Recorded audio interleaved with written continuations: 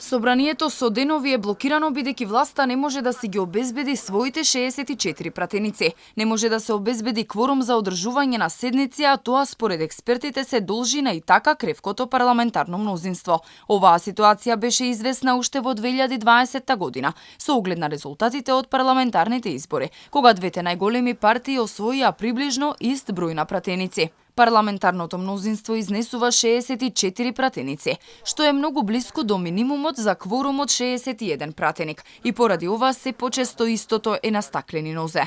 Според универзитетскиот професор Александар Спасеновски, не се изненадување блокадите, закоченоста и неможноста парламентот нормално да функционира.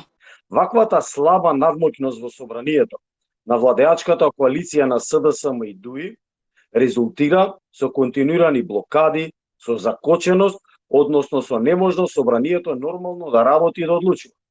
Ете, и овие денови можеме да видиме како продолжува ваквата состојба, во која, заради отсуството на некои пратеници од страна на власта, собраниското мнозинство не е во состојба да ги извршува ниту најелементарните своји надлежности. Власта не може да обезбеди просто мнозинство за одржување на седници, а уште помалку двотретинско кое е потребно за уставните измени. За оваа постапка не се доволни ниту 74 пратеници кои го поддржаа францускиот предлог. Мнозинството што застана зад преговарачката рамка со Европската Унија, односно зад францускиот предлог, е малку поголемо од парламентарното мнозинство кое што ја поддржува владата.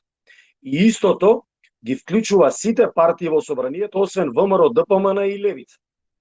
Меѓутоа, за почеток на постапка за промена на уставот потребни се најмалку 80 пратеници.